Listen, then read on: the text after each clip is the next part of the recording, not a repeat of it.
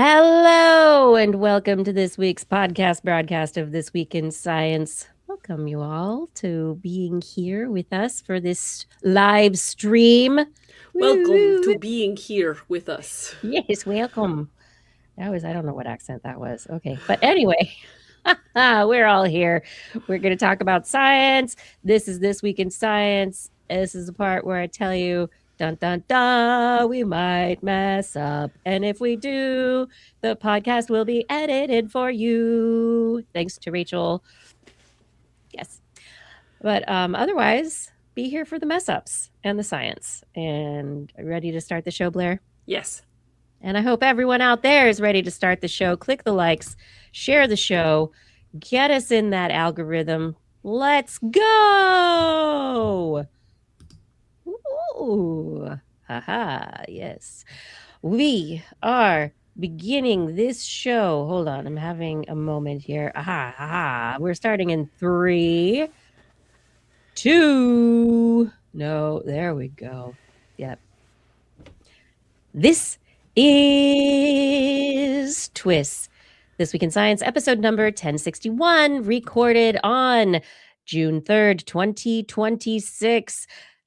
Science needs you. Hey everyone, I am Dr. Kiki, and tonight on the show, we are going to fill your head with rules, training, and liver navigating. But first, disclaimer.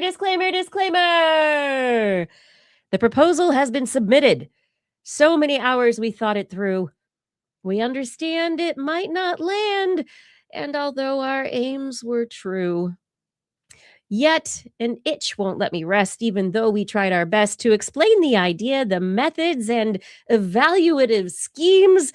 It's possible our words won't screen.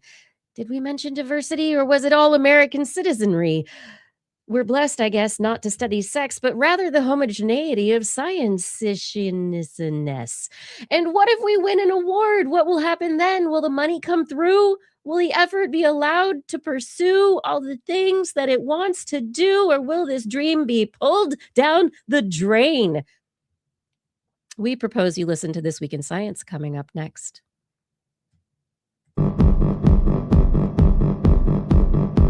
I've got the kind of mind that can't get enough. I wanna learn everything. I wanna fill it all up with new discoveries that happen every day of the week. There's only one place to go to find the knowledge I seek. I wanna know what's happening. What's happening? What's happening this week in science? What's happening? What's happening? What's happening this week in science? Good science to you, Kiki. And a good science to you too, Blair. And everyone out there, welcome to another episode of This Week in Science. We are back again to talk about all the cool sciencey things that happened in the last week. Did you have a good week, Blair? Oh, yeah. How about you? Oh, yeah. You know, just gotta ignore everything going on outside of your immediate life and family. And then it's all fine. It's all good. Yes. You can't look. Don't look out. Think local. Yeah. Just think then local. It's fine.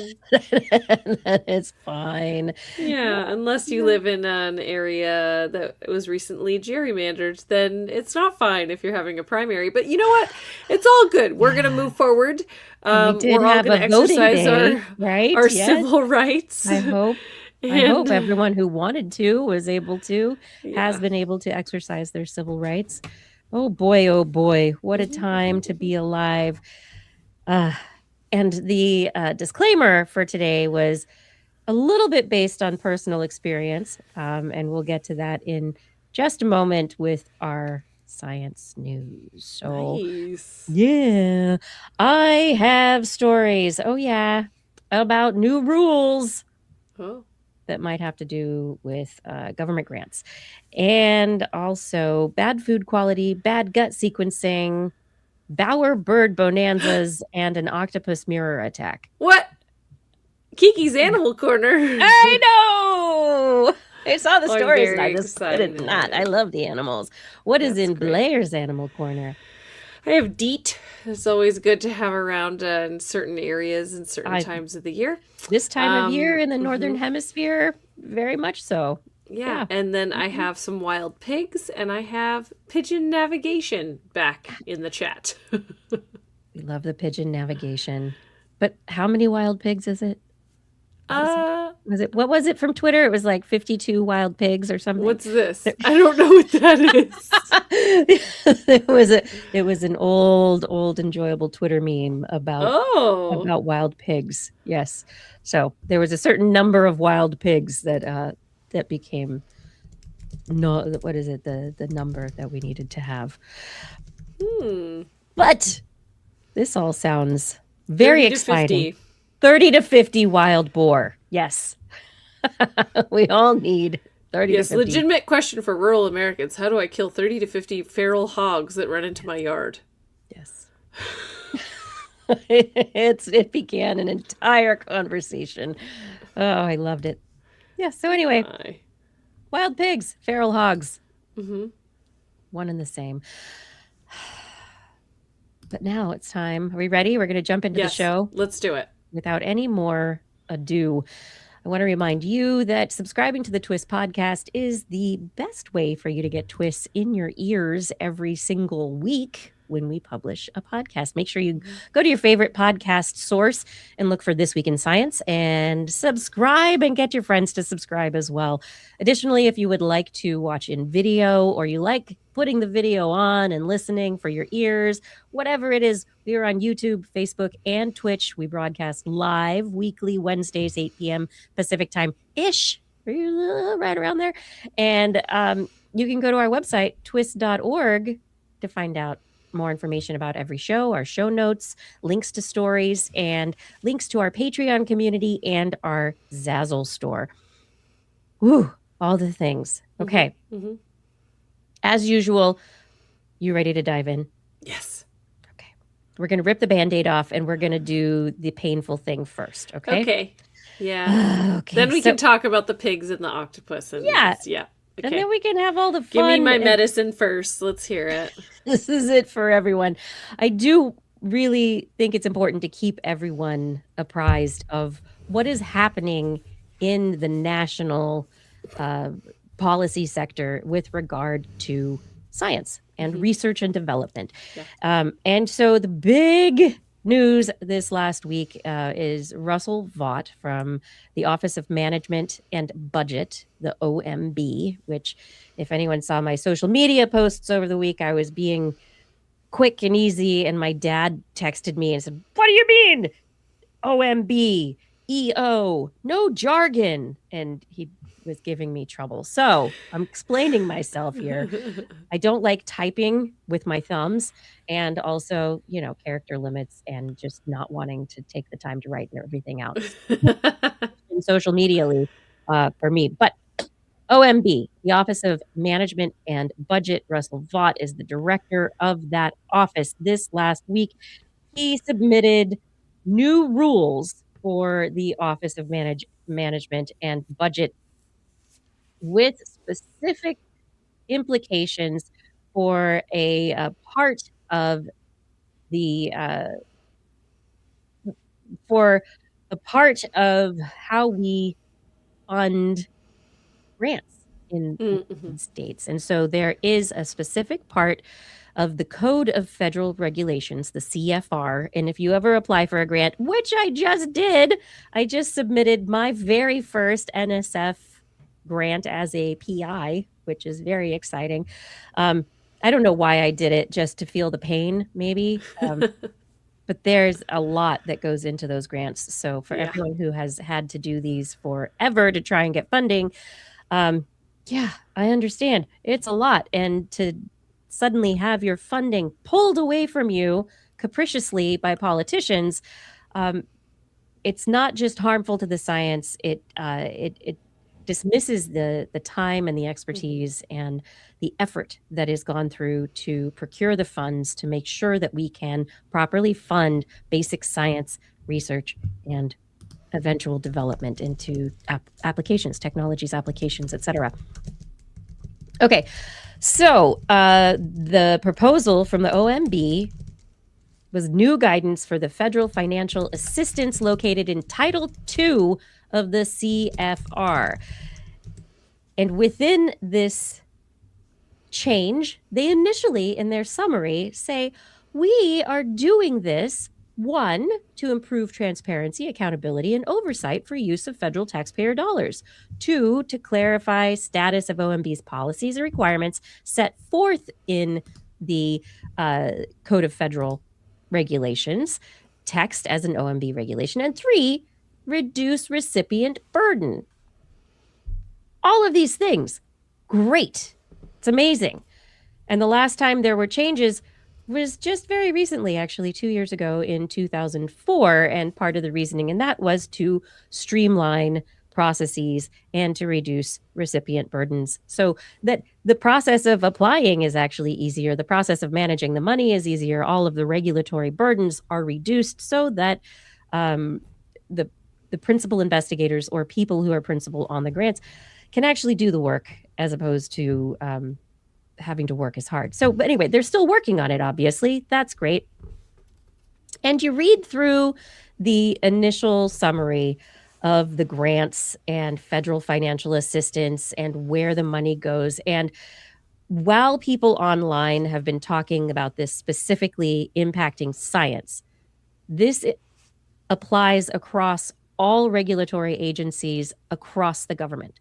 So any grant-making organization, any organization, agency within the federal government that gives federal assistance in any way, the small business grants to, food, to housing shelters, like everything is now, if these rules go through, because they're proposed, if they are accepted, this will, in effect, proceduralize the executive orders, the EOs, that Trump has been proclaiming over the last year. So several of the executive orders are institutionalized and proceduralized within these proposed regulations for the OMB. And among those are allowing political appointees to be the only people who review grants and decide who gets the money. In the case of scientific peer review, those political appointees, that peer review can still happen. Those political appointees just don't need to look at it or pay attention to it. It's not important. Why would they want to do that? Why would they? This is a 300-page document, something like that. It's an 412-page document. It is extensive in terms of the rules and regulations that it proposes. But in effect, what it is doing is removing peer review. It is removing scientific evidence and allowing politics to take over. So in addition to the giving of the grants and how the grants are decided, that process, while currently what happens, any government agency that wants to give out federal assistance, they notify the public with a solicitation. That solicitation has all the rules and tells everybody what to do. And then there's a fair and free submission process for asking for the money.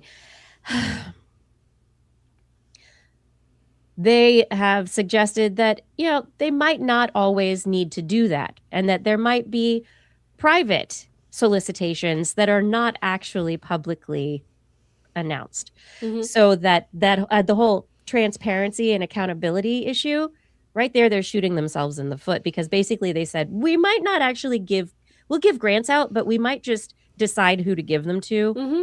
without actually asking the public if they would like to be a part of getting some of the money that they gave to the government. And then further, they say that at any point, they could just take the grant money away.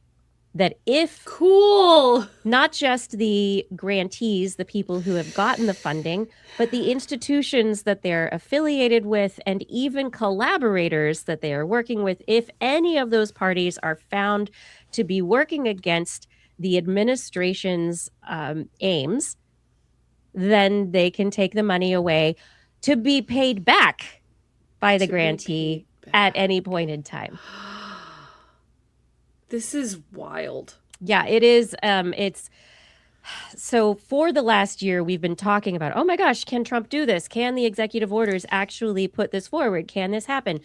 What they have done is they role played last year. They tried to take money away. They saw what Congress did. They tried to do what they could, and now they are trying to operationalize it Right. and put it into the regulatory doctrine. I don't know. I think, I wonder the same thing I always wonder about these dystopian policies that they keep enacting, which is like, I have no concerns that most of these are going to get turned back around, but what will we have lost? Mm-hmm. How long will it take to fix?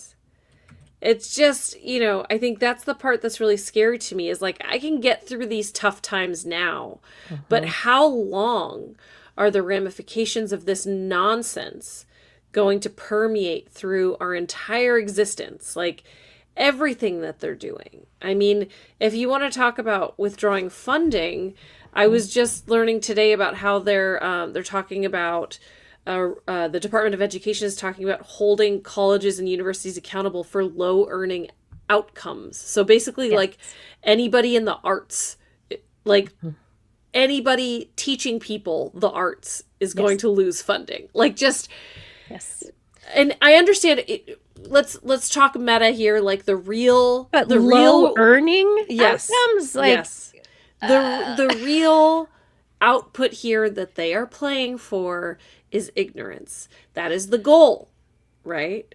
And I don't quite understand, like at least for this that you're talking about, like the grants, like that's the ignorance there and the loss of knowledge is probably a happy byproduct. Really what they're trying to do is funnel government money to their friends.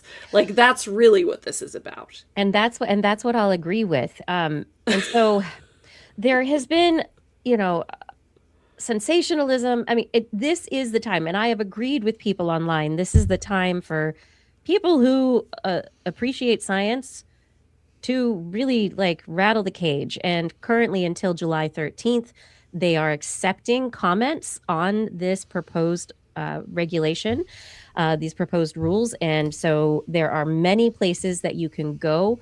I've shared links on LinkedIn, and there are many articles available online that share templates and ideas for writing commentary and giving your feedback on these proposed rules. And so, like you mentioned, voting earlier, this is, even though it's not voting, by making our voices heard, by ensuring that our comments are delivered, then we at some point, even if they do accept these, at some point, if we can come back with courts, if there's evidence that the people were not in support of this change and that it was taken unilaterally. So there are places that you can go. Stand Up for Science is a great organization who is working to advocate for science in this time of massive chaos. I don't agree. They have a template available and a way for you to submit your comments so that your comment is recorded through their systems, because apparently there's been problems with the whitehouse.gov site, and like comments are getting lost or not going through. And so They are suggesting that by using an external system like theirs and other organizations that are involved in this, that your commentary can be delivered still, just not, and it won't be hampered by, you know, misacting, misbehaving White House technology. Goodness. The other side to this, though, is the way that it's being talked about. And there is a bit of hyperbole, especially on the side of groups like Stand Up for Science, where this is a big deal. This is one of the ones where this is not just an executive order. This is being put into policy. And so this is one of the times when we need to get the word out, when people need to stand up and do something. And they are right that we need to be telling people about it and getting action taken. However, the way that they're saying it is that this is going to, there will be no more funding for science. There will be no more grants. There will be no more this. And that's not actually true. Exactly what you said, Blair. There is going to be a rerouting of funding. There are billions of dollars in the government. Yeah. The funding is not going anywhere. It's just, where is it going? Who's going to get it? Yeah. Who is going to get it? How justified are those awards? Additionally, are they doing interesting things that are novel, or are they simply pandering to an administration? There are some, very interesting, I think, communications points that need to be brought up here, that there are many arguments to be made that the system within the government for granting financial help it's broken. There's so much, like, I just did it. It was so hard. It was so much, and it takes so much time. But these are the things. How can we fix it in a way that's actually sustainable and good for society? Right? As opposed to a new funnel. So anyway. Yeah. I mean, and I'll similar to what I was saying before, like, how is the path back to normalcy going to be forged after this? Like, are you going to try to work within the new confines and slowly broaden those confines? Are you going to try to, like, change the way that you apply to grants to fulfill the expectation to get the resources and then do whatever you're going to do anyway? Or are we going to lose fields? I don't know. I think it's a combination of all these things. I mean, there's no one or the other. I think it's a yes and. This is, over the last year, we've lost over 10,000 people from federal science. And that's the very low end of the losses. That's not including the graduate students who are no longer going to graduate school, the programs that have stopped accepting graduate students because they don't have the funding, researchers like you're mentioning who are no longer pursuing lines of research because they can't get the funding. The federal government does fund the bulk of basic research in the United States. It is not the kind of thing that can just be given over to venture capital or, private equity. The way that corporate America and the economics of the stock market and investing work it's not the same. There needs to be funding that it's from the people to search for new answers and new directions that then might lead to the things that investors are ready for. Well, not to mention that if all new scientific discoveries come from for-profit companies, then everything is going to be trademarked or patented and will not be available to people except for a lot of money. That's why the federal government pays for scientific research. It keeps us all healthy. It keeps prices of things that everyone needs low or lower. The common good. There's something to be said for it. We, as taxpayers, we are providing the funding for these things. And so I think that's the part that's like the most morally reprehensible to me, is that these are decisions that are being made unilaterally for how to spend my money, your money, our money. Mm-hmm. This is not, some venture capitalist who's like, I only want to fund things that follow my ideologies. No, it's our money. Mm-hmm.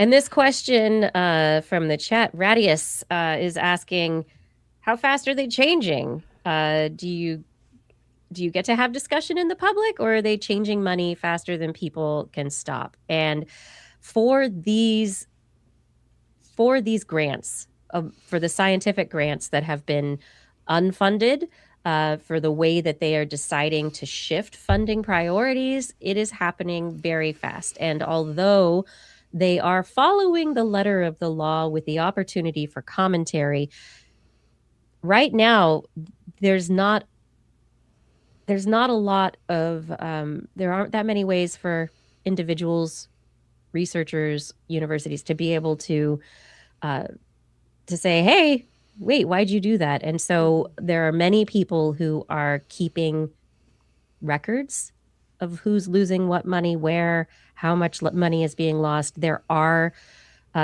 efforts underway to document the devastation of what is happening to science right now. And many things are, and Kevin is saying, as fast as email travels. And that's pretty much it, because sometimes there's no expectation of losing money, and then an email is sent in the middle of the night, and the next day, somebody no longer has money, and their entire research program is done. And maybe that research program was in the middle of a 10-year data collection, right? Maybe it got in the way of some major effort. So there's a lot changing without a lot of discussion. And as much as people are shouting about it, the thing is it's legal routes in the future, but those are slow. And that's what we've got. Yeah, I mean, we're really learning how our government works. Well, I was going to doesn't. say specifically, like, how much of our government worked on common decency. Yeah. So much of it was just like, oh, but you'd never, that's uncouth. Like, you can't, and then just everyone's like, what are you going to do? Try to stop me? You can't stop me. There's no rule. And here we are. Yep. It was gentlemen's agreements. A lot of just, this is the way it's done. But there was nothing written down. And so that's where we are. Yeah. Yep. Oh, but science, it is not going to end. It will never end. Science is going to continue in various formats within the United States, no matter what. There's always going to be amazing news. There's always going to be science globally being pursued for the human benefit, as opposed to some nationalist pride. And I do see that as something that brings me optimism. That science itself we're going over a very big stumbling block in the United States, but it doesn't mean the end of science, And as you said, Blair, it might be hard, but we'll build back, as soon as we get the chance. Yeah. But along those lines, if you want to say something, you should. July 13th is the deadline for commenting, and I shared a link in our chat, and I will share a link on our website, so anyone who is so inclined can make a comment about these proposed rules. Moving on from proposed rules, what about, oh, wait, what? I feel like it's from bloodsucker to bloodsucker, Blair. Yeah. So any of us that have used DEET in the past to keep mosquitoes away, you might be training them to look for DEET to bite. How so? What up? Well, this is a study out of Journal of Experimental Biology. It was a collaboration between some associate professors at Virginia Tech and University of Tours in France. And so the idea, the thing that they wanted to look at was, hypothetically, if someone applies DEET and the concentration fades over time, and so eventually a mosquito manages to feed, could they then associate the smell of DEET with a feeding reward? So to test this, though the DEET is bad for them. Yes. Generally. Yes. Yeah. They looked at the yellow fever mosquito, Aedes aegypti, which they carry dengue fever, Zika, yellow fever, and lots of other kind of terrible diseases that infect tens of millions of people every year. They train the mosquitoes. This already sounds like a bad idea, but whatever. They train the mosquitoes using a form of Pavlovian conditioning. And so they restrained the mosquitoes behind fabric mesh with a bag of warm blood positioned just out of reach. After the mosquitoes began to feed on the blood, researchers then introduced the smell of DEET. And after repeating the experiment 4 times, more than 60% of the insects tried to feed when presented only with the smell of DEET. Then they were given a choice between 2 human hands, one untreated and one coated with DEET at normal concentrations. Untrained mosquitoes avoided DEET. The trained mosquitoes went right to it. They were drawn to the DEET-treated hand. They also found that mosquitoes could form the same association with sugar instead of blood used as a reward. So it wasn't just the blood. The assumption is previously that the repellents work because of the chemistry. DEET smells bad to mosquitoes, they flee, and the chemistry prevents them from smelling us through the DEET. But what they're showing is there's plasticity in the mosquito's brain. So basically they could rewrite the response based on experience. So they're saying, okay, we're not saying don't use DEET at all. What they are saying, because it saves lives, okay, especially if you're going into one of these areas that has these deadly diseases. And however, increasingly southern areas of the United States because of climate change. Yes. Sorry. But if you are using it, there are some things to consider. Instead of applying a lot all at once, apply regularly so you have a continuous concentration on you, continuous protection. There isn't a moment where the DEET is less strong and then they can jump on you, because not only then they can get past it and get you sick, but you're accidentally conditioning wild mosquitoes to smell out DEET. They also said that part of it could have to do with treating clothing. So I know that that is a really common practice, is to treat your clothing with DEET. But DEET concentrations in fabric decline over time. So if you buy fabric that's supposed to have repellent in it, or if you treat the fabric yourself, similar to your skin, it needs to be treated repeatedly. And there's not really good studies on how often to do that or anything like that. Not to mention that different fabrics have different responses to DEET. Whereas, generally you can say human skin is human skin and the bottle will tell you how often to reapply. But fabric has so many different variables that it's really hard to be consistent with the concentration and the response that the mosquitoes might have. So you could actually be making it worse. So treating yourself, they're saying, is better than treating the fabric.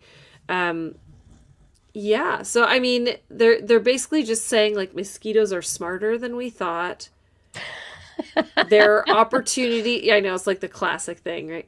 But there are opportunities how long have we been training them though? Exactly. I know. So DEET is supposed to be the best repellent, but have we actually made it the best attractant now? Right. Because people have been using it for so long. Well, and I think there's also, I know, in my experience, people are always saying like, but DEET, like the chemicals are so strong, it's not very good for you. You're not supposed to use it very often. So that's my other thing is, if that's the kind of narrative that you're given, are you not using it enough or often enough? And is that making it worse, right? So that's part of like, if you're going to do it, do it. It's if you're like in a place where sunscreen, yes, right? exactly. Yeah. Yeah. Yeah. But the sunscreen isn't going to cause the same problems that treating yourself with DEET is. So you have to No. like, yeah. So it's like if the mosquito situation is bad enough that you need to use DEET, then use the DEET. Don't do it halfway. I think the half measures are really what I took out of this. But I also just thought it was funny that mosquitoes can learn, and they used a Pavlovian experiment design to Oh my God. see if they could get through the DEET to the blood. Pavlov's vampires. Yes, exactly. Instead of just Pavlov's dogs. Mhm. Pavlov's blood-sucking mosquitoes. Yeah. Oh my gosh. But now I wonder about so many things. Like, people have talked forever about Avon's Skin So Soft being another one of like the weird natural repellents. You know, Skin So Soft is a repellent? I think it was Skin So Soft. Am I wrong, everybody in the chat? I don't know. I think that's the I one. only but ever it's like used this- Skin So Soft for one thing in my whole life, and that was conditioning opossum ears and toes. So I have no reference for that at all. This is coming out of some deep memory bed in here, so I might have gotten it wrong, but I believe that's what it is. But are you looking it up? Yes, I am. While the classic Avon Skin So Soft bath oil is a popular home remedy, it is not an EPA-registered mosquito repellent. But it is one that has been scientifically shown as a repellent, and it's Mosquitoes hate the smell and Yep. taste. Yep. Wow. But I wonder if they hate the smell and the taste.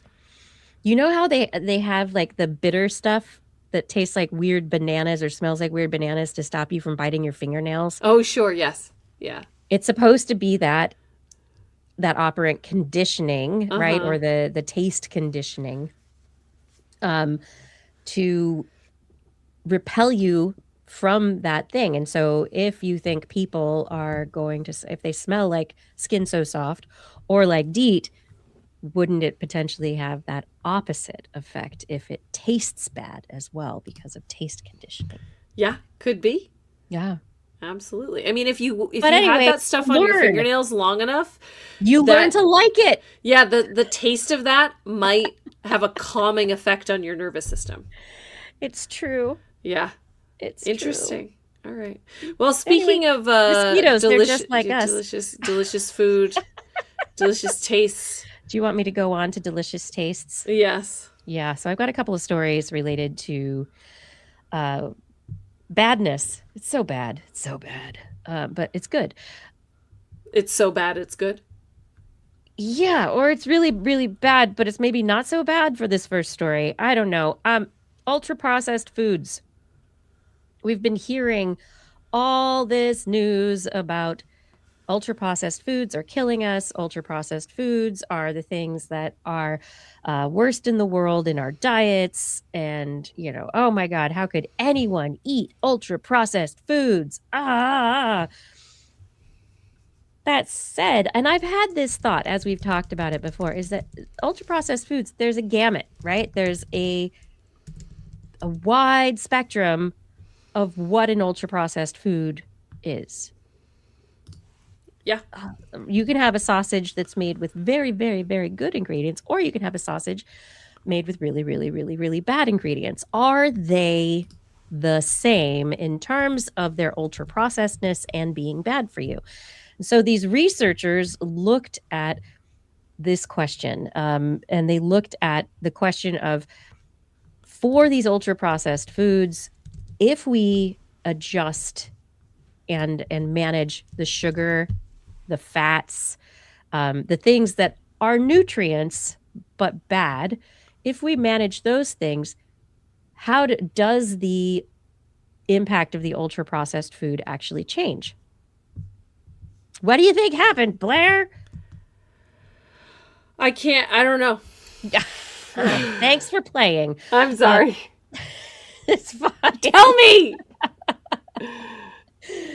Okay, so what they discovered is that basically there are differences between different kinds of ultra processed foods, and Yes. that the impact of ultra processed foods is not explained by the content of nutrient factors.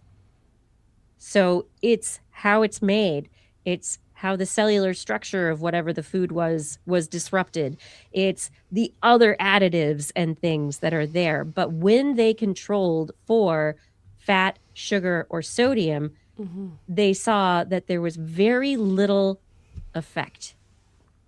What? Yeah. So it's not just that ultra processed foods have more fat, have more sodium, have more Oh. sugar. That is not the only thing. Yes, when they took sodium out, it was better for people. Yes, but it didn't explain the entire difference in health impacts of ultra processed foods. And so, what this study is suggesting is that the all cause mortality is more likely to be related to other components of the food being ultra processed. So, you've got things like additives, Preservatives. processing, Yeah. right? Extra chemicals that are added.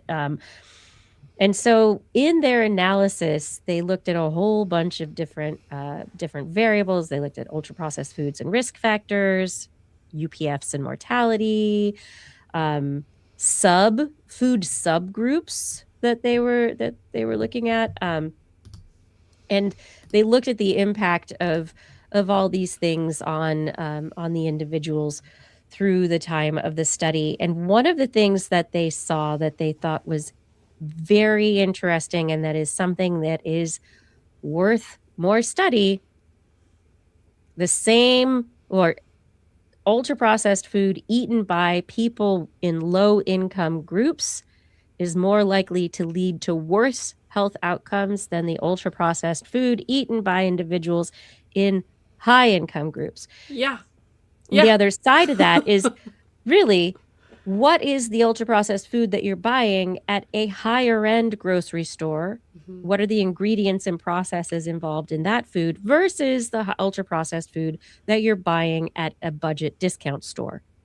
Well, but also, like, are you buying processed foods because you live in a food desert?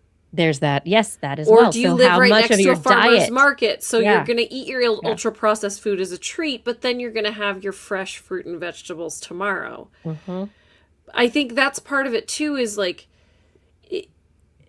you're not often having like a whole spread of wonderful whole fruits and veggies alongside your ultra processed food too, right? So like there's not a lot of pairing.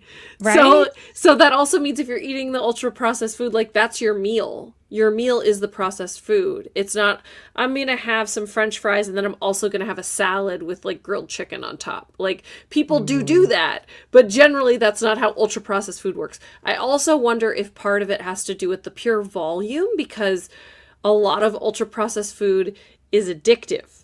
Mm-hmm. And a lot of it is preserved. So no current states, according to this study, have included nitrite preservatives as part of ultra processed food definitions. Nitrites are widely used in processed meats. And processed meats are usually more associated with the higher blood pressure, BMI, etc. There also, one thing I think that is really interesting here, they say our new findings support the need to consider ultra processed foods separately from traditional or conventional nutritional criteria. Like basically they're saying ultra processed foods, we shouldn't count them as food anymore. We can't look at it in the same way as we look at regular food. Because of the additives, It's a because separate of everything. food group, basically. The way they said it is like, it doesn't count. We can't, it doesn't go with conventional food. It's not food. So Kevin Reardon has a really good question in the chat. Has anyone defined ultra processed food? So like, what does that mean as opposed to just normal processed food? Yes, so it is defined, and let me see if I can It is defined, yes. But I am Okay. not saying I don't have the definition right in front of me at the moment. So let me see what I can do on finding that. But there is a definition as to, it's not just bread, I think. Okay, so ultra processed foods are characterized by industrial processes and additives uncommon in home cooking that alter shelf life, flavor, texture, fat content, or production costs. So what's normal processed foods? Right. So, you can have pasta, which is processed I see. Yes. it's dried, it Yeah. has a stable shelf life, but it hasn't been like there are some pastas that are ultra processed because they have had additives put in them to ensure that they will be shelf stable for longer, or to, put other things in them for Right. dietary So factors. we're talking about bread from the bakery versus, no shade, like Pillsbury crescent rolls. Right. The ingredient list is a little different. Right. But like even those Pillsbury crescent rolls, if you are buying them in the you bake it yourself kind of way, it's not going to be as highly processed as some crescent rolls that you buy in a box on the counter Right. that are going to sit on your counter and not mold Right. for 3 or 4 weeks. That's a big question.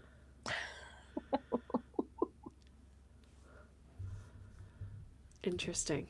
Yeah. So it's the idea of the ultra processed food are the ones where we have created sausages and meats to preserve meat, for a very long time. But some of the ways that those processes happen are more intensive than others. But yeah, I think that it's vague, and I think that in itself is very difficult. But it's, I think, a very interesting question. And I don't know, the big point here that they brought up, like, maybe we should look at it completely different from how we look at food. maybe it's not the same as conventional food at all. Yeah. Yeah. I mean, I don't even know how that would work. Like, basically, it's ultra processed food. It's like not even, it's like a lollipop. Like, the nutritional value is negative. Right, but like that's the thing that they were saying is that it's not always just totally negative. It's just that there are these other factors that we do not understand that have made the food negative. Where if you have the same ingredients, just without all of those other factors, it's actually a fine food. That the nutrients, Right. they work. Right. Yeah. So what do we do with this information? Just don't eat the ultra processed food. Easy for some than others. Yeah, easier for some than others. And that, like you mentioned, food deserts. It's impossible for some people to be able to manage. Yeah. To get away from them. And that in itself that's a social problem. That's our society not taking care of ourselves. And I mean, sometimes you look at different problems and it's like, well, symptom, not cause. And I bet a lot of people, if they could have healthier ultra processed food, they'd be totally happy with it. Or if they could eat less of it, they'd be happy with it. I would just like it if you have, if my FDA actually gave a toot about my health, and it doesn't have to be no processed, it doesn't have to be no chemicals, but I would love to have more expectations for managing what goes on the shelves in the grocery store. Because generally speaking, I think I speak for most people when I assume if I see a food on a shelf, I assume it is fine for me to eat it. Right, it's being sold. Right? That is the point of my government, is to No, make it's a sure that free people country. aren't selling me poison. No, people should be free to sell poison. No, I'm kidding. I didn't mean to say that. I mean, that's not what I mean. But there are people who believe that the freedom should be not just in the choice of the product, but in the ability to have a business and sell whatever product. And so I think there's a balance, and that is the balancing act that our government, when it comes to public health, has to manage very carefully. What did you say there, though, that struck me, though? You said, I lost it. My brain disappears sometimes. But That's okay. yeah, being able to take. Oh, that was what I was listening to NPR this morning, and there was an interview with someone who's involved in this work, and there apparently is it's a time right now when the research, the evidence is in place to suggest that, hey, these ultra processed foods are bad. And there is enough public opinion saying we don't want to eat the bad food, we want to be healthy. Yeah. And there's there's policymakers who want to do the work to help. And so there seems to be a time right now where perhaps we'll see ultra processed foods or ingredients in ultra processed foods being regulated more carefully or judiciously for public health. And so that is the big question. Yeah. Is it going to be, oh no, you can't buy your sugar pop bomb donut thing because it just is a full food that's ultra processed, or it has 3 ingredients that we no longer accept? Yeah. Right. Yeah. So there's, how is that We going to work? did make food before without all these ingredients, is all I'm saying. And we still do now. It's just so hard to find. I think that's my frustration Oh my is like, gosh. there's so many, like, I can't even tell you the number of foods I've eaten recently where I've tasted it and gone, this tastes different. And I look at the label and all of a sudden there's all these new multi-syllable chemicals that weren't in there before, instead of just chocolate or something like that, right? And you're like, oh, no wonder this tastes weird. I guess I'm not going to buy this anymore. And it's like exhausting, because a lot of the time it feels like a cost saving measure, because they can create things in more bulk because they're more shelf stable, or because they're just plain cheaper than the real thing. And that is something that actually recently happened in a chocolate candy product that a company had, where the family shifted, the ownership shifted, and they decided to do cost saving measures and shifted away from real chocolate to some of these things. People didn't like the flavor, and now they've backtracked so that they're going back to actually using a real chocolate ingredient again. And I just want to, as we always say on this show, just because something has multiple syllable chemical name, that doesn't mean it's bad. It doesn't mean, and sometimes it's just the way that the part of the ingredient is being listed. Right. So no shade on the chemical nomenclature within your ingredient list. It's just how it's used and how it's applied and what's going on there. Yeah, and just sometimes you have a very simple thing like cane sugar, and it's been replaced by 6 other things. And I think even just the number of ingredients is something that I look at way more than the number of syllables and words. Really good point, Kiki. I think it's the number of ingredients, as I'm looking for a short list. Because I shouldn't need to buy something. Mole. Yes. I shouldn't need to buy almost anything that is a food product that has more than like 10 ingredients in it. I really shouldn't. It's possible, guys. It's possible. We used to do it. It did cost more money to make the food. But, I think that's part of this larger conversation too about like profit margins and things like that. Everyone's just trying to squeeze more and more profit out of everything that they do. And it's just, it's exhausting. It's exhausting being the consumer. Yeah, you're having to pay attention. You're a consumer, not a customer. It's back to this whole thing again, is that they're no longer trying to serve us. Yeah. We have to consume what they provide. It is a completely different relationship, and it's exhausting. We could change it if we wanted to. That'd be great. Yeah. Okay. So moving on from the bad food quality in the ultra processed foods, let's talk about bad guts. Yeah, I have one of those. A lot of people do, and irritable bowel disease is something that millions of people around the world deal with, Crohn's disease, ulcerative colitis. This is chronic inflammation of the GI tract, and according to a press release for about a study from Nature, over 4.9 million people worldwide suffer from irritable bowel disease. And I'm gonna guess it's probably even more than that, because you're not even talking about people who've never eaten cheese before. But what is it that leads to the irritable bowel? Researchers in Nature just published their study on cell type resolved genetic variation. And so historically, people have gone in, they do a whole body genome assay. They do an assay of the microbes in your stool samples, right? They do a tissue sample, a biopsy from your gut. They've got all these measures that they've done so far to figure out, okay, what is it that's leading to the IBD? What is it that is leading to people having these inflammatory bowels?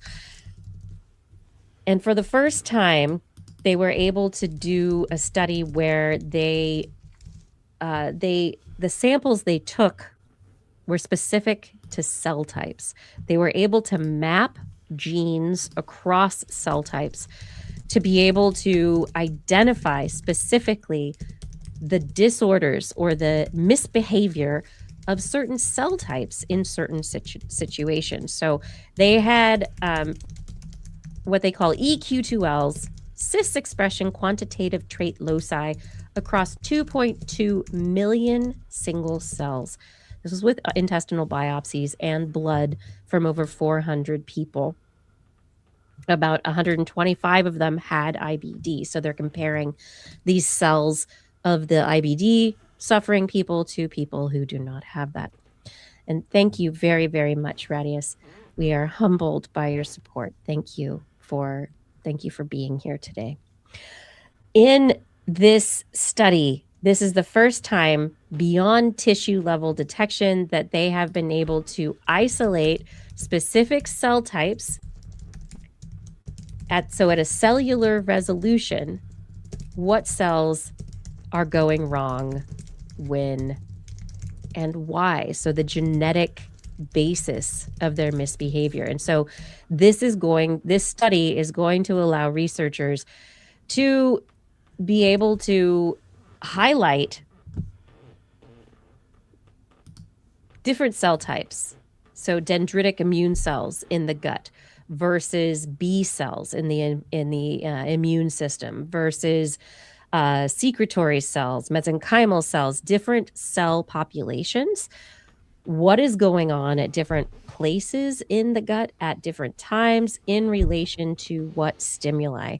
And so as a result of the data that they've gotten, they are able to cross-reference across blood, rectum, terminal ileum, these populations of tissues and cell types to be able to identify absolutely what cells. And this is getting down to the certain cells, certain immune cells. And they said most often the things that are going wrong are related to the immune system. So these are, like I mentioned, the dendritic cells in the immune system in the gut. Very often are the cells that are misbehaving, getting angry. So what's the genetic basis that leads them to causing more inflammation? Mm-hmm. Is it genetic in nature completely, or is it a result of certain, we know the microbiome influences things. So is it the ultra processed foods? Right. Isn't it that the crosstalk, the back and forth between, between what's going on in the gut and the cells themselves. But this is what is happening here is it's increasing the resolution at which we will understand where things are going wrong and how to potentially treat them. So they're suggesting, and they have one particular figure in their paper that it's identifying therapeutic repurposing Oops, I turned off my sharing of screens. Identifying therapeutic repurposing opportunities by co-localization. So they've actually been able to show. What is this, a Scantron? It is like a Scantron. You're right. There's all these little bubbles all over the place. But it's showing targets. So interleukin 18 receptor agonist, or let's see, we've got cholinesterases, or which people take drugs for cholinesterases, acetylcholinesterase inhibitor, activator. No, that's not a word. That's great. Activator. We've got mucin 1 vaccine antigen. We've got oh, there's the yep. Now I see the legend at the bottom. Vitamin D receptor agonist. And so we've got the genes that are responsible, the cell types in the tissues, and the disease groups co-localizing so that we can actually begin to specifically target the specific cells that are causing our problems. So, this is like a master sheet for like a lot. This figure is what I think. It's a master sheet for future studies. Yeah. Or like you want to go do a clinical study on, how does this impact people's IBD, whatever. I think there is a lot here, and I think it's really exciting because when your gut isn't happy, your body isn't happy, your brain isn't happy. If we could, so many people could be so much happier. It'd be so amazing. Man, so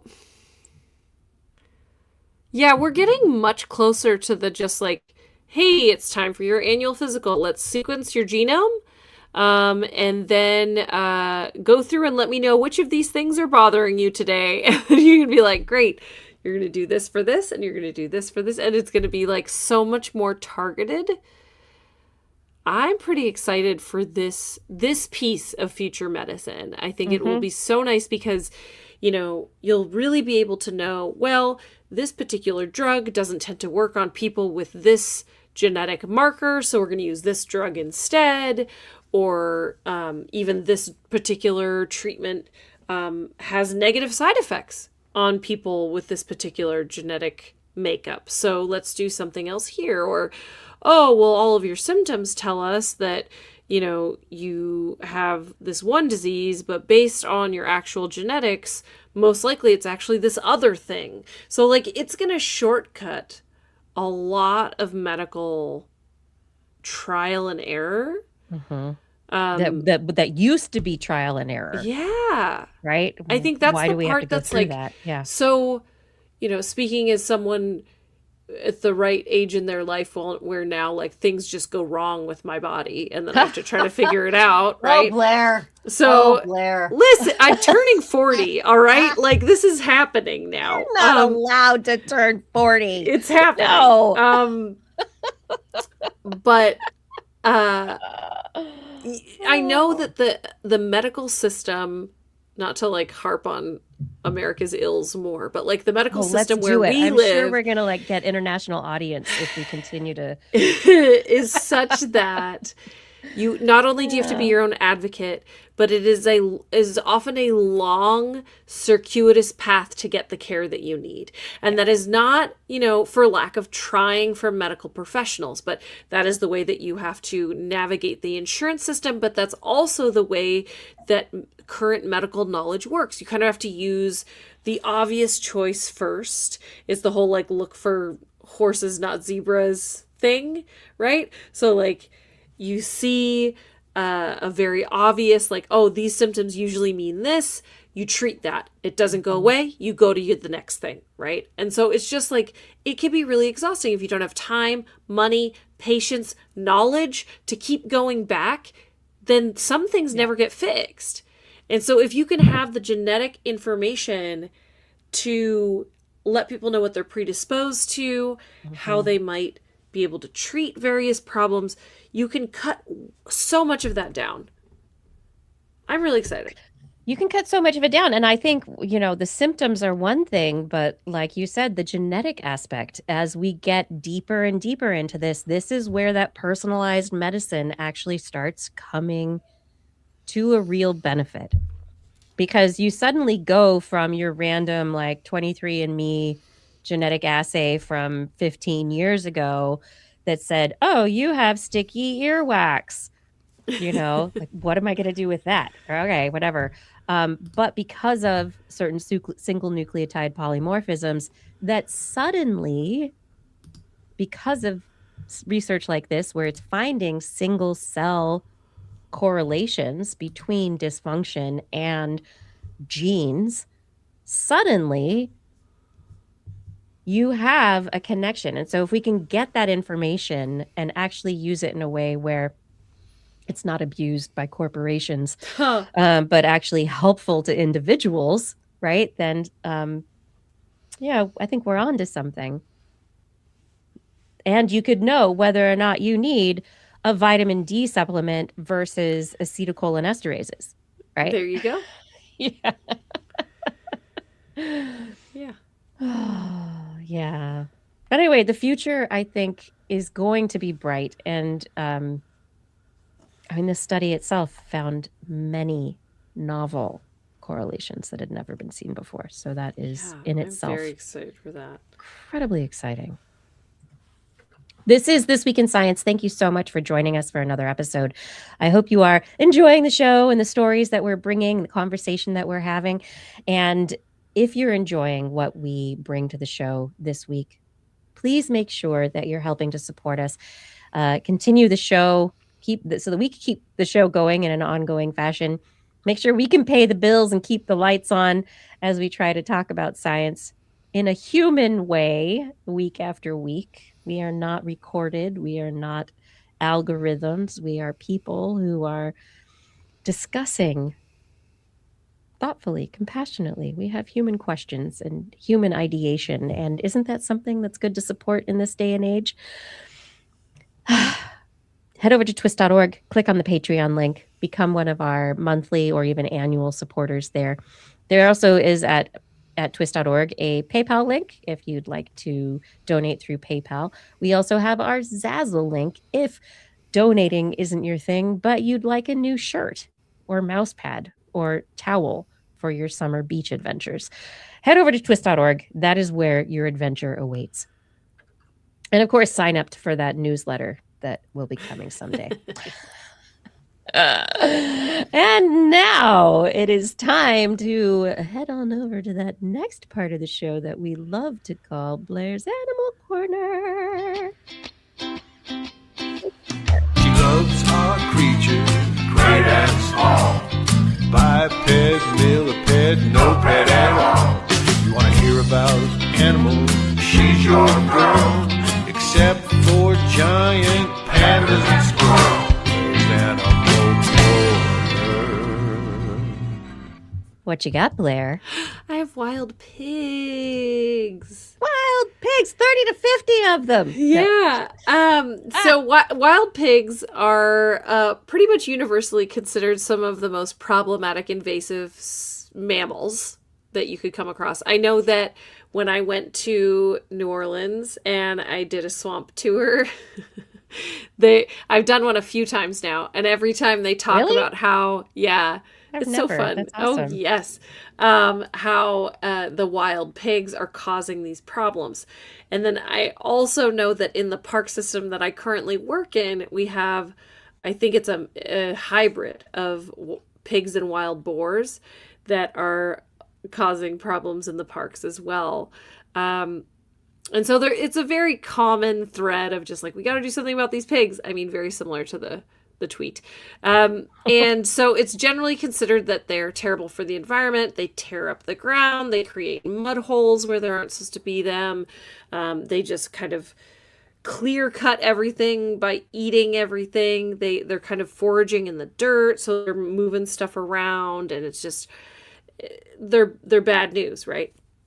And so But there's they're different. cute. And I mean, Princess Mononoke they're part of They're very, ecosystems. so sometimes they Come are, but on. we're talking about invasive ones, right? Okay. So Feral hogs. not wild boars that are part of the historic Right. ecosystem, Okay. right? These are invasive animals, a lot of them hybrids.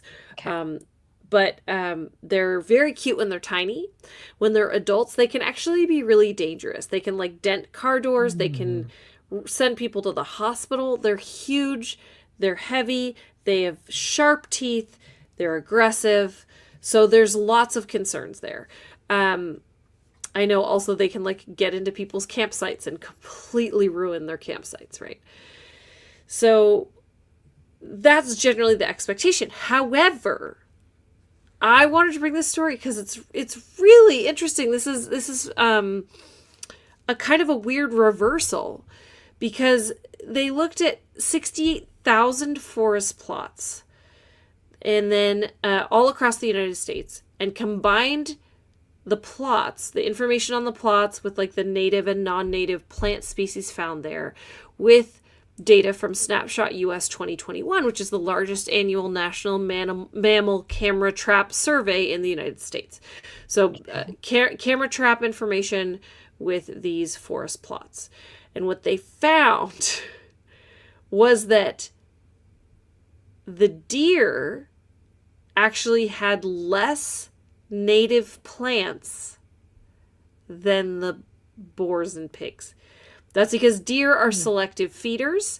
They prefer certain species, which are the local species. The pigs will eat anything. They are rooting through the soil. They are eating whatever plants. They are eating other food sources. And so what they found was that actually the space with deer had more invasive plants, greater invasive plant diversity. The areas with the pigs had fewer invasive plant species and greater numbers of local plants. The best explanation for this is that their rooting behavior and their broad diet created a disadvantage for invasive plants, but that, you know, the native plants were able to cope with it. So this obviously bucks the expectation that the native animal would be better for the ecosystem. In this case, if you're looking strictly at native plant species, the boars were better. Now, this is also added on, right, that a lot of these areas don't have the historic predator to deer. So that's another piece, is that the deer don't have natural predator pressure, and so they're able to kind of eat their local native species however they want. Just a reminder that there's a more nuanced discussion that needs to take place here about biodiversity, ecosystem management, and that inherently a species' impact on ecosystems does not depend on whether it's native or non-native, but what it does in nature. This was hard words for me to read, because generally speaking, this is one of my things, right? Is I'd rather have the native than the non-native in a space. They were adapted over thousands or millions of years to live in that space amongst those other plants and animals. But if you take a second and you recognize how much we've really messed with everything, there's a lot of other variables at play. We already changed everything. So, you know, before you worry about burning all these resources on eradicating wild pigs, if you're really just worried about the native plants, maybe it's okay.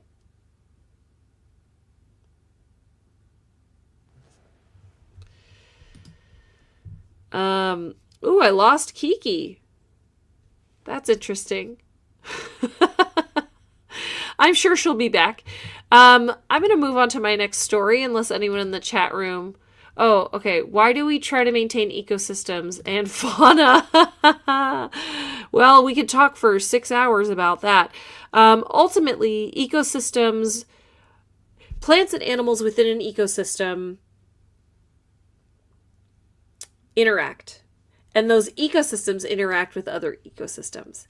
And it's not to say that we don't want anything to change, but it's more that the the time it takes for the planet and associated ecosystems and biomes and all these sorts of things to adapt to new variables, to new plants, to new animals, to new climates. It takes time. And unless you're curating it all, like it's a zoo exhibit or a garden, then you want it all to kind of interact in a way that is harmonious and balanced. Like there needs to be a balance in the energy that flows through a space, right? So in order for that all to happen, then you can't upset things too dramatically too quickly. So I think that would be my argument for why ultimately you want to keep ecosystems like they are, is because you're trying to maintain the balance of energy flow in a space. Because if you completely upset that, then you're likely to have what is essentially ecosystem collapse. And yes, it will come back, but it's this kind of larger conversation about like the planet's not going anywhere. How habitable it is for us and other plants and animals. That's the question, right? So it's part of just a larger conversation about not wanting to fully upset the apple cart of entire ecosystems. It depends on whether or not people like apples. Yeah. Whether they like upsetting apple carts, I don't know. Generally, I think it's a poor idea. Yeah. Generally, you want the apple cart erect. Let's keep the apple cart upright, everybody. Yeah. Let's keep going. Yeah. All right. Do you want to hear about pigeons? Blair, you know I do. Okay. Yes. How many times do you think we've talked about pigeons? I should have looked this up. I've probably... So many.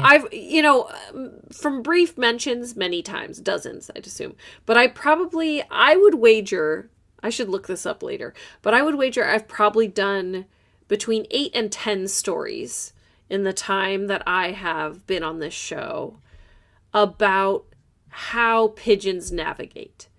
And I just love that every single time the article is basically like, no, we were wrong.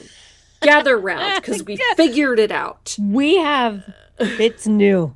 This is different. It's new. Everyone else was wrong before. And this is the answer. I know. Is like the narrative every time. Now, this one, I must tell you, is out of left field. And that is why I brought it. Because it's not just it's their ears. It's not their ears. It's the ears. It's not the ears. That's been a lot of them, right? No, but it was the eyes. That was and then the it was one the where eyes, and then it was it was in the brain. No, and it was these quantum first it was iron particles, and then it's quantum mechanics, and okay. Okay. Well, guess what it is now, Kiki? What? It's their liver. Why? Blair.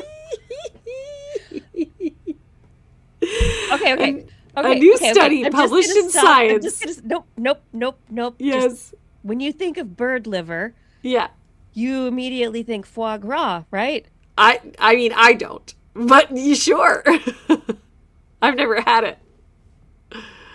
Okay. Isn't that what pate is too? Is goose liver? Yes, it's liver. Yeah. So if you're eating chicken pate or whatever, it's liver. You're getting your iron, is what I'm here to tell you. You're getting your iron because that's where the iron is. Yeah. But yeah. Oh, this is the iron particle connection. Yes. Between the eyes and the liver. Okay, I'm getting ahead of your story. Yes. No, that's okay. My big question is, have we been eating the organ for navigation for these animals? Yeah. Maybe. All I can say is maybe at this point. We thought it was just filtering the blood, but no. Yes. Well, okay. So so now they're saying there's specialized cells in the liver of pigeons that can sense the Earth's magnetic field, which gives them an internal compass. Now, I will say there's some interesting actual experimental pieces to this story, which make me not completely think it's BS. So I actually want to get into it. It's published in Science. It can't be BS, Blair. Right. Which is not true. I want everyone to know that studies have been retracted from Science. Oh my God. So there's macrophages in their livers. There's macrophages are immune cells. They break down red blood cells. Of course, red blood cells full of Iron. Iron. So they accumulate iron, and this gives them the, quote, quantum properties that may allow them to respond to magnetic fields. And so, all right, here's what they did. So, I have to, okay. I'm finding the actual study design. Here we go. I appreciate it. They used techniques known as vibrating sample Magnetometers? Yes, magnetometry. Yes. That's what I was having trouble saying. And magnetic cell separation to screen organs that they thought had to do with magnetic sensing. They looked at the eyes, they looked at the beak, they looked at the brain, and then they also looked at the liver and the spleen.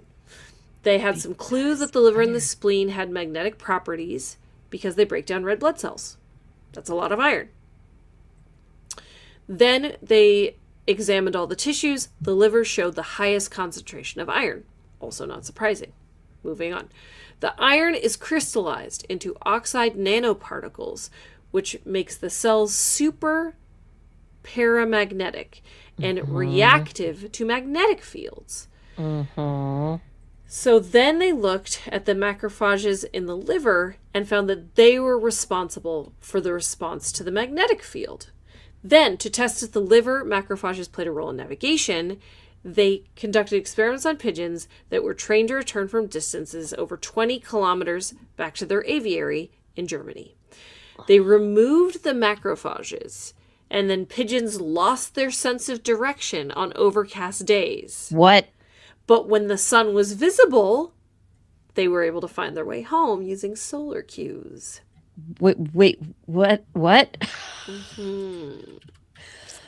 So What? by doing that, they think that means for sure the macrophages in the liver are giving them the magnetic sensing abilities for navigation. What? Yeah. Then they looked at how the signals from the liver might be relayed. They looked at electron microscopy. They showed that the iron-rich macrophages sit close to nerve fibers, which suggests that there's a pathway for magnetic information to reach the brain directly from the liver. What? And so this is the, okay, here's the, I'm bringing it home. Claire! I am... I'm bringing it home. Are you ready? They believe What? that the pigeon experiences this as a gut feeling. No. So this is their gut feeling of where to go, is because the liver is telling them. Oh my gosh. Well, I mean, there's been the conversation because of the iron particles that are quantumly activated within the visual system of the pigeon and other navigational migratory birds, that they've said it's like could be because they don't know, it could be like a glow in their visual field. Right. I remember this, yes. So now maybe it's a glow in their visual field. Nah.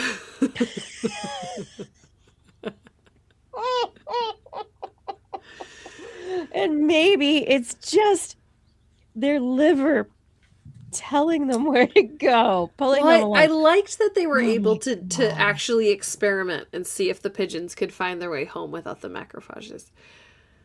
So I thought that was neat. I mean, that's incredible. I mean, that whole thing. I don't quite Who kno- understand. I feel like I What? need hours Why? to understand how. Why?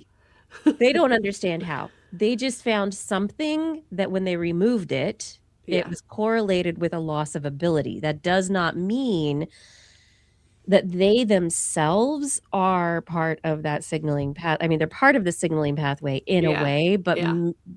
but we don't know what part of the Right. pathway they are. Yeah. So the macrophages could be a limb, right? But it's enough of a limb to completely disrupt the pathway. But Yeah, good point.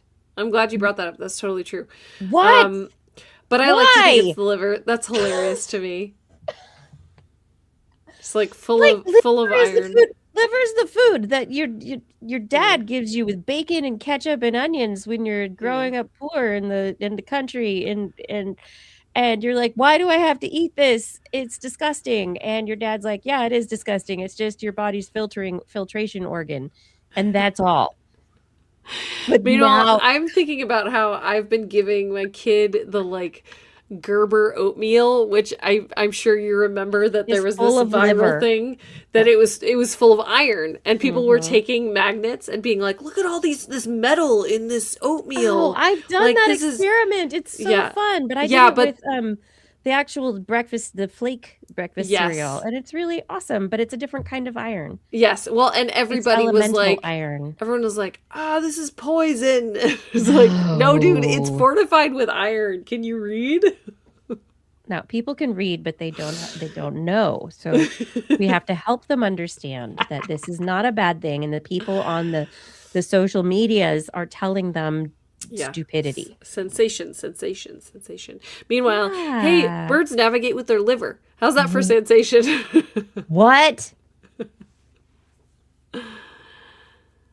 Yeah, that's what I have for the animal corner today. You're Blair, I'm welcome. not coming back from this one. It's I have two fine. great stories to follow you up, but Yeah. I am extending the animal corner. Yes, bring me I am. bowerbirds because I have not heard about them in so long and I love them so much. I love the bowerbirds. Okay. So anyway, there's beautiful pictures in this pigeon study. We've really Yeah, pigeon livers. pigeon livers. Don't eat foie gras unless you really like it and you're French. Everything. Well, and also maybe comes don't with because I caveat. think it's pretty terrible how they make it. But But that's just, eat your ultra processed food if you want. mm-mm. I mean, that's I mean how it is for the animals in the process. I know. It is like ultra bad processing Yeah. of animals. Uh-huh. Terrible. Okay. Uh-huh. Moving along. Bowerbirds. Yes. Yes. We yes, have heard yes. a lot about the blue bowerbird. I believe David Attenborough a couple of decades ago, before he recently turned 100, a couple decades ago, in a documentary, he talked about the blue bowerbirds and how the male of the species will find blue items with which to treat the female of his species to a special date. He will build a bower. I don't know what the words he said, but anyway, Well, the my bowerbird. favorite thing Yes. about the bowerbird is They that build a bower. Like they build a big bower, but it thing out of was sticks. very early on in my run in the show. I brought a story about how they actually Yeah. use size to their advantage to make. I think it was to make them look bigger. Or to make the bower look bigger. I can't Yes. remember. But So they they basically use have- like optical illusion. Yes, so there's an area around the bower that they've made so that when the mate sees them with perspective. So if you've ever gone to the city and they have, the artists that do the weird perspective chalk drawings on the sidewalk where, oh no, I'm going to fall into a pit. No, you're not. It's just a chalk drawing on the sidewalk. But because of the use of perspective, and the bowerbirds do that same thing. And that's the story that you were talking about back then. Yeah. And so the bower looks huge. And they look huge, but it's all about where they place themselves and those little, not just the bower. The other aspect to the bower is it's decorated. Mm-hmm. So they build a structure for their love. And around it, they place gifts. The blue bowerbird is more likely to choose blue items. Mm-hmm. Yes. The blue bowerbird loves blue, loves all sorts of blue things, whatever. Bowerbirds in general, though, the species, they have this bower habit. And they grab all sorts of stuff. And this study, published in Royal Society Open Science, looked at the bowerbirds, city birds versus country birds in Australia. So the study is University of Exeter, and they looked at items collected by bowerbirds in Townsville City and a rural area in Queensland, both of them in Queensland, Australia. And so they were looking specifically at these bowers that are built by the males of the species and what the males like to grab. What do they like to pay attention to? And so in this study, they have a whole bunch of sites. Really, the idea is because they're grabbing all sorts of stuff, a lot of it is human trash or just human awful. And so what are they grabbing? Is it more likely to be grabbed if it's human in origin or not? Where does it come from?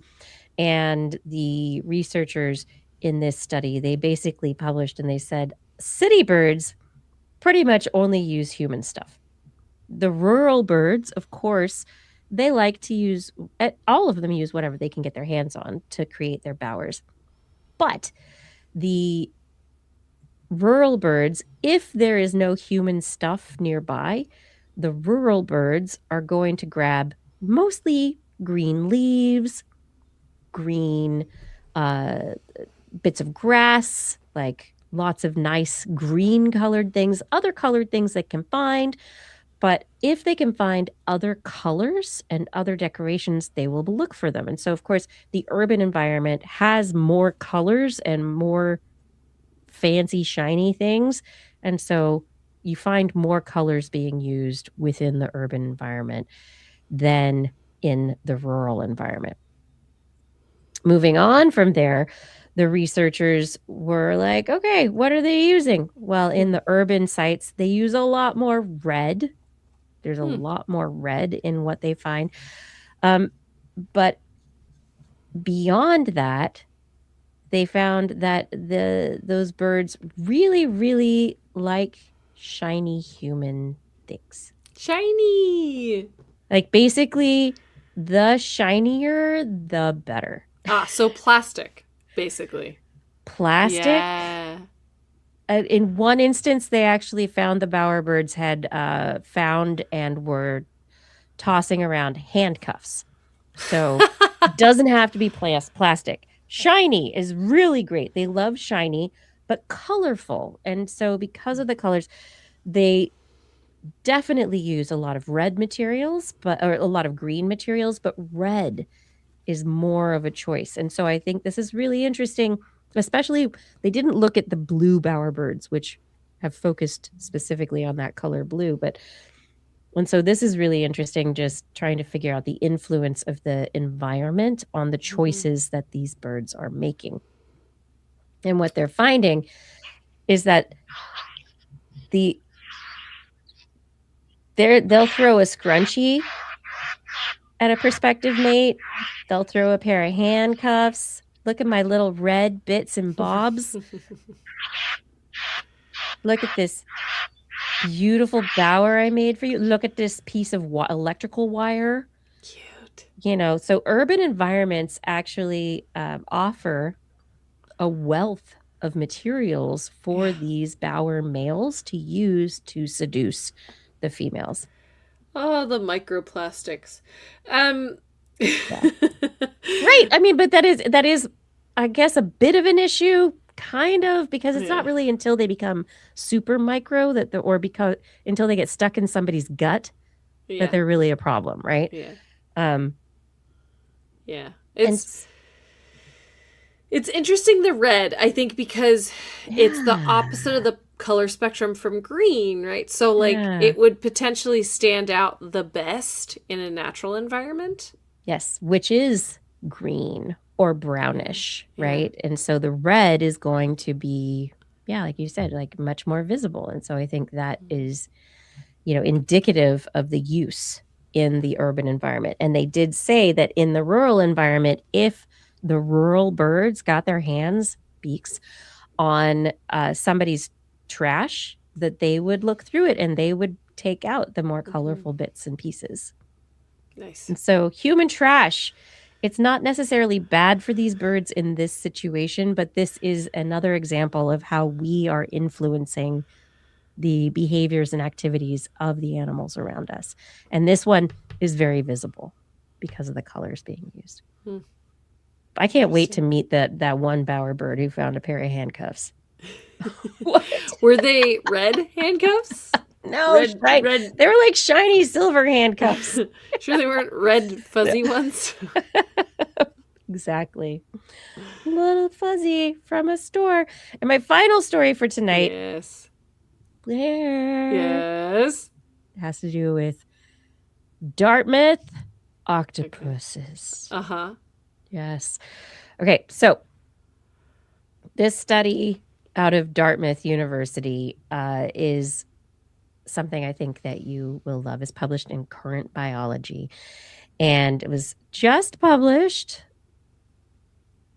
Researchers, we talked about the beluga whales last week and the mirror test.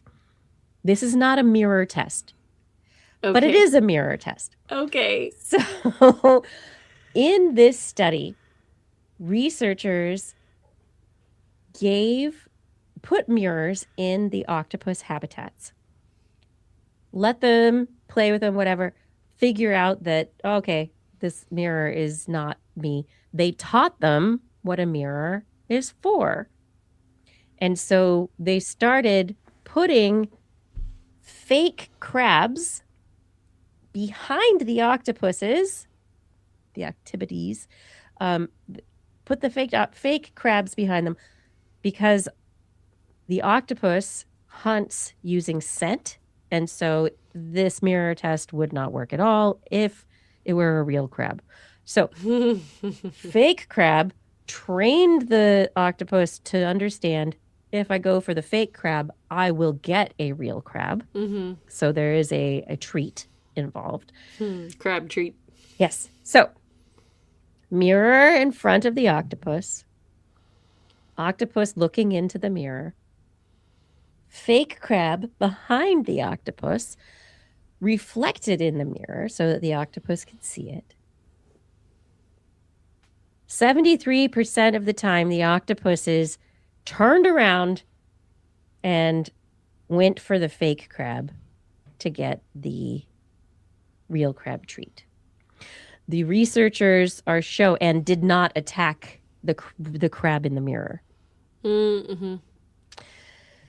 That sounds like the mirror test. Right. Sounds very similar, yeah. Interact with themselves. They understood that the object in the mirror was not really the object, but a representation of the object as reflected from behind them. So the study, what they're highlighting is cephalopods can interpret mirror reflections for spatial navigation. The octopuses got faster. So travel duration to the reward site. So how long it took them between seeing the crab, getting to the crab, it got faster. They understood that, oh yeah, okay, I see it, I get to go there and I get real crab. And so they got better at doing the task, which means that they were learning. Additionally, the octopuses climbed a barrier that was put between them and the fake crab, so that they didn't go directly to the fake crab. They actually went up and over a barrier to get to the fake crab, because that was actually the faster route. And so what they're suggesting is that the octopuses in their spatial navigation are, not just focused on the reward, but they understand the layouts of the spatial aspects of their tank. They understand how to navigate it, and they understand that reverse impact of the reflection. Like, they were able to learn what a reflection means. Yeah.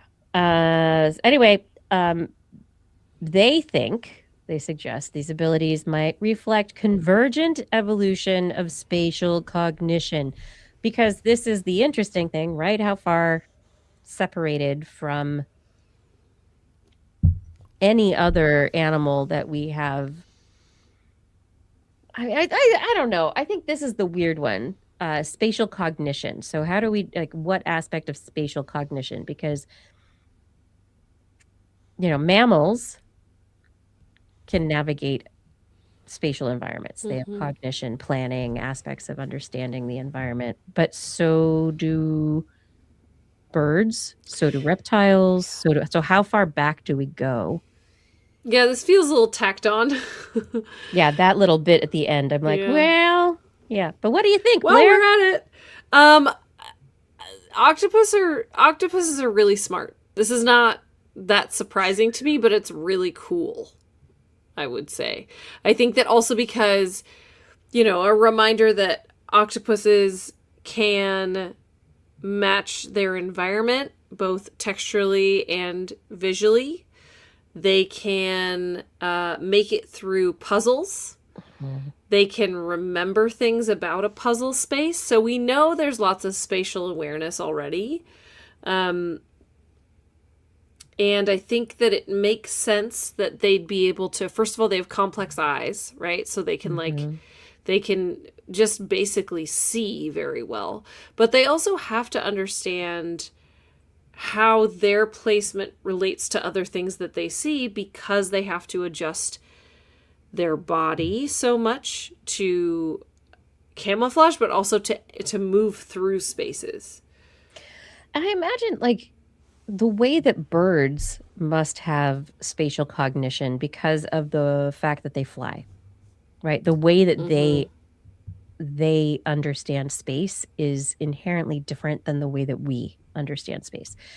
And I think the same thing can be said on an entirely different level about the octopus. Because of the way that its body inhabits space. It probably has a spatial cognition, 3-dimensional, 4-dimensional, similar to us. At least in a evolutionary context. But I wonder how different it is based on the contortions that their body can undergo.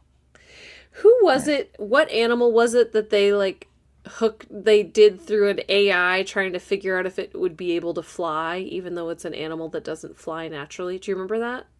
Oh, yeah, no. Well, that was a couple weeks ago. Right. That was one where let's simulate a fly brain. A worm. Wasn't it a worm? It was a worm. Yeah.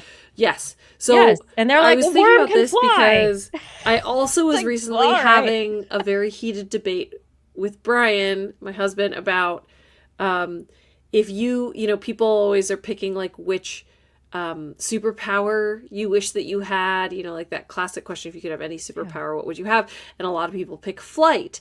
And I was like, well, I feel like our brain wouldn't be able to handle that because it's like, and then we got back into this whole thing that you and I were talking about with the worm because it does your brain hold the capacity to handle the spatial information needed to be able to fly in 3 dimensions. Like that's tough stuff.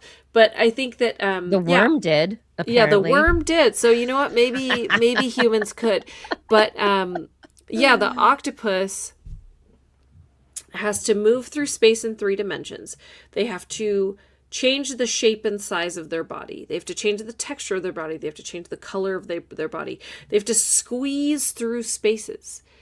They have to use their tentacles or their arms to feel, to retrieve food. Like there's all this sorts of crazy stuff that they do that requires command of a space in a way that we can't even begin to imagine, I think. Yeah. But it's more just like remember there was an octopus that was smart enough that figured out that they could use their siphon to spray water to short out an electrical panel to escape. So like octopuses understand a long series of cause and effect. So all they would need to do is look at this mirror, move their body a little bit, see how their movement moved in the mirror, and go, okay, this follows this particular rule set for movement. Therefore, that thing that I see in there is here. So I think that it's a perfectly reasonable expectation that they could, but that doesn't mean that this study isn't also super interesting and it also needed to be done. Yes, exactly. Like so many studies were like, oh, okay, finally somebody did that. Okay, duh. But at the same time, this one I think it's important in the process of that understanding. Yeah, I would argue this is less of a duh and more of a, oh yeah, that makes sense. Of course. Yeah, all right. Oh yeah, that tracks. Yeah. Anyway, octopuses, they can use mirrors. Ugh, I love it. So that's going to be fun at museums from now on. Yeah. Have we done it? We've done it. It's time for bed. Yeah, we made it to the end of another episode of This Week in Science. So much fun. I loved having so many good Animal Corner stories tonight. That was fun. It's fun playing Animal Corner. Now for the whole family. Yeah, fun for the whole family. Animal Corners are great until you have, what was it, traumatic insemination. Oh my, that's a blast from the past. Haven't talked about that in a while. Obviously, you haven't found any studies recently that have brought it out. So I think definitely would have. I think science is lacking. Apparently. Yeah. I wonder if that would get a study flagged by the current administration. Oh man. I hope not, because that's just good science. Gotta tell you. Oh, it's time for some shout outs. Thank you everyone for being here for another episode. It's always so great to be here and talk with Blair, but at the same time talk with all of you in the chat room and to be able to know that you're listening and that we're having a conversation, that we're all in here together. So thank you for being in the chat rooms. Thank you for conversing. Thank you, Radius, for that donation during the show.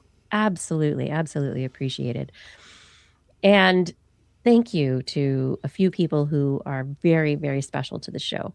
Fada, thank you so much for all your work on social media and show notes. Every week, cannot do this without you. The work you do, it just helps so much. Identity 4, thank you for recording the show. Gord, Arnlore, others who help to keep all of our chat rooms like really great places to be. You moderators, you're amazing. Thank you so much. And Rachel, thank you for editing the show.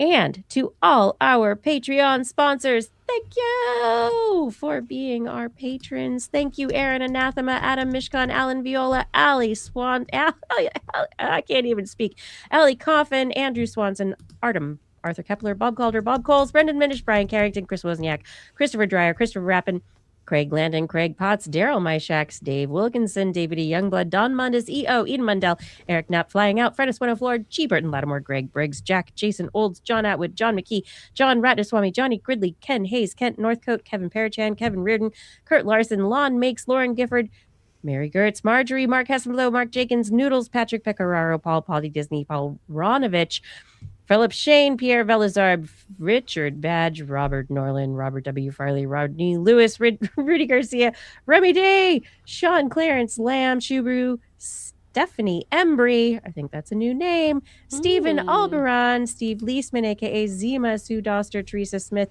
Tony Steele, and Vegard Schefstad. Thank you for supporting us on Patreon. If anyone out there, if you want to help support the show on Patreon, head over to TWIS.org, click on that Patreon link. And if you want me to mispronounce your name at the end of the show, make sure you are a $10 and more or more a month supporter. And more is good. And more. Yes, and more is always better. Yes. We always have good links at twist.org as well. But, oh my gosh, Patreon is where it's at. And on next week's show, we will be back on Wednesday at 8 p.m. Pacific time, broadcasting live from Twitch, YouTube, and Facebook channels. And if you want to listen to us as a podcast, make sure that you look for This Week in Science wherever podcasts are found, wherever you like to find your podcasts, and get your friends to subscribe as well. For more information on anything you've heard here today, show notes and links to stories will be available on our website. That's at www.twist.org. You can also sign up for our newsletter. which will come out someday because Someday. I really think about it a lot. Like on a weekly basis, daily basis even. I think about it. Oh, we love your feedback. If there's a topic that you'd like us to cover or address or a suggestion for an interview, please let us know on one of our social media channels or send us an email. Just put TWIS in the subject line so your email doesn't get spam filtered into where, Blair? Episode of This Week in Science from April 2012 when I first talked about magnetic fields. There were over 25 episodes about magnetic fields that we have talked about. That's amazing. Yeah. So it'll go all the way back in time. There. Unless you label it properly. Put TWIS in the subject line. And we look forward to discussing science with you again next week. If you've learned anything from the show, remember, it's all in your head. This week in science. This week in science. This week in science. This week in science, it's the end of the world. So I'm setting up shop, got my banner unfurled. It says the scientist is in, I'm gonna sell my advice. Show them how to stop the robots with a simple device. I'll reverse global warming with a wave of my hand. And all it'll cost you is a couple of grand. 'Cause this week's science is coming your way.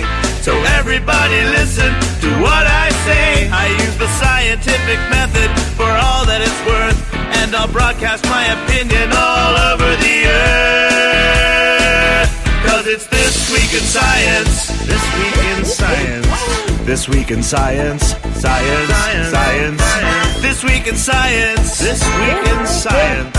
This Week in Science. Science. Science. Science. I've got one disclaimer and it shouldn't be news. That what I say may not represent your views, but I've done the calculations and I've got a plan. Yeah, yeah. So many good old songs. Can a DJ use this song? I do know who made the song, and so I could forward you. I don't think that you would get sued for using the song as a DJ. Yes, we are very nicely gifted this song from, was it Human Apes? Is the name of the group, but it was the Shirley brothers who made the song years ago when they were listeners. Yeah. They probably have an original version out there somewhere. You could put the song into the requests. That would be great. Oh, I remember the name of the band, The Gifted Apes. And I think they've got it. I think they actually have it out there somewhere on either Bandcamp or like on one of the music sources out there.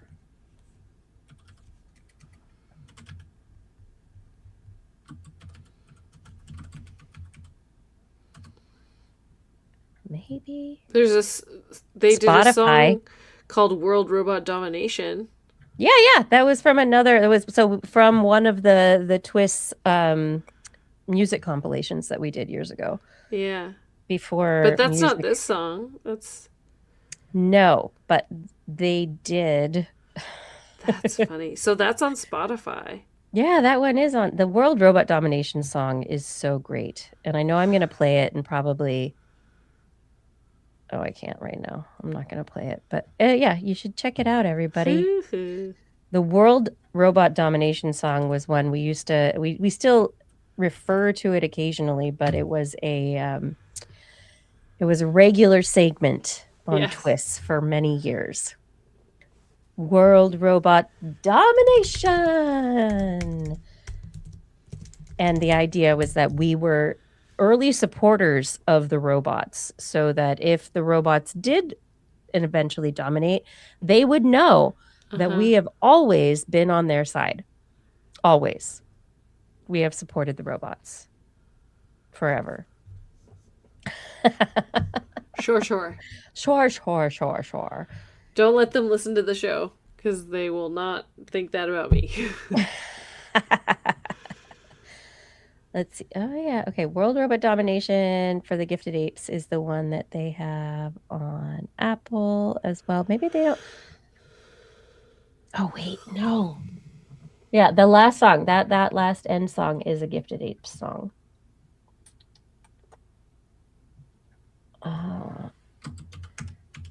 One of the last places that I found it was MySpace. Oh boy. Isn't that weird? I recently tried to go to my MySpace page and it's gone. It's all gone. They've redone everything there. They had to do a whole, yeah. I can't believe MySpace is even a .com It's still. what my phone is telling me is that the opening theme is by Unbalanced Wheel. No, that's the opening theme. Yeah.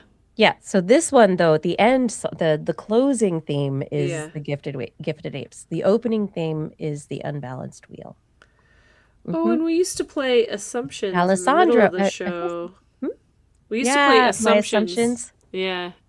I forgot about that one. Mm-hmm. That's funny. Yep. That was when we did like a full ad break in the middle of the show. Uh-huh. We had intros and outros, and so I Yeah. used all the music, and it was really fun. That's funny. For so long, we were primarily a non-commercial radio station show, right? Yeah. Except as a podcast. And I still produced it for KDBS. Like constantly just thought of it as, okay, what am I producing for? I'm producing for the KDBS broadcast. It is not that anymore. No. No. I was actually musing with somebody today about how when we were on TWIS, there was a producer that would like pull up things on screen while we were talking, and that would like do some chat room moderation as well, which like we're doing it all, it's fine, but it was just very different to have another somebody, person whose entire job role. was that. Yes. Yeah. It was very different. And they were all the people that we worked with at TWIT were so amazing. They were so sweet. Good. Yeah. And they've gone on to fun other and- great things, which is amazing. Yeah. Yeah. Yeah. That's Those ages ago. Jeez, my know. knees. Yeah. Well, you remember Alex, right? Yes. Yeah. So I met up with him when we were in Seattle. Do you remember that? Yeah. That was before COVID, or at the beginning of COVID. It was at the beginning of COVID. Yes. But he was working at a like TV station. Yeah, a TV station, and we met He was up with engineering. him. Yeah, yeah. It was pretty fun. Yeah. But anyway. All right. He just posted a bunch of pictures about from when he went to visit Dave Letterman's or the Tonight Show studio. Right? No, the late night. Yeah, the late night studio. Since that is Toast now. Yeah, because it's Toast, and so he did a memorial of like what he had seen there, and I guess his dad had been a writer or something. Oh gosh. Involved in that at one point, and so he had some really old pictures, and so it was pretty cool. That's awesome. He had some picture with him across the table from David Letterman. It's pretty awesome. That's great. How did I first get on the radio? John, so it was at UC Davis in the late 90s. Before the internet was a really big thing. Yeah. And I'd been working at the radio station as a music DJ for most of my undergraduate and then my wandering years between undergraduate and graduate study. And I really enjoyed being a music DJ, and then was talking with a couple of friends over very bad beer in the middle of the hot Davis summer about science. And we're like, probably had too many of those bad beers. We could be on the radio. we should talk about science on the radio. And at the time, it was only Science Friday. Like, that was the only thing that you heard anywhere Yeah. Yeah. that was just a science show, right? You got the occasional science story in the news, but like, it was just Science Friday, Ira Plato. And Yeah. so that was an inspiration, but like, we decided that we could do it better and differently for the punks and the misfits and the, no, the people on the West Coast, the West Coast. And, yeah, and so we decided we wanted to try it. It's just a thing that we said in drunken talk. I went to the radio station because I'd been working there doing music, and I proposed a show, and they said, "Sure, we'll give you a pilot period." And that pilot period never stopped. Yeah.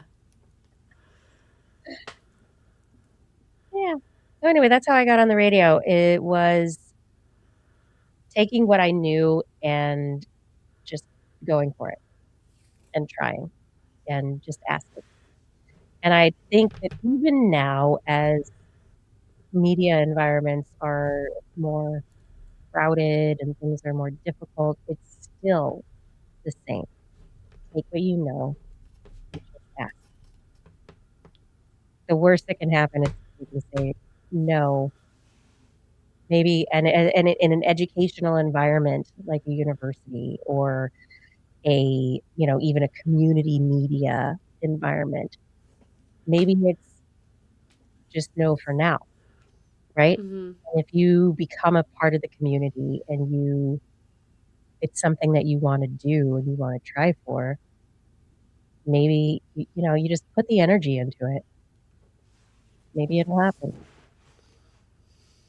But the problem is figuring out when to stop.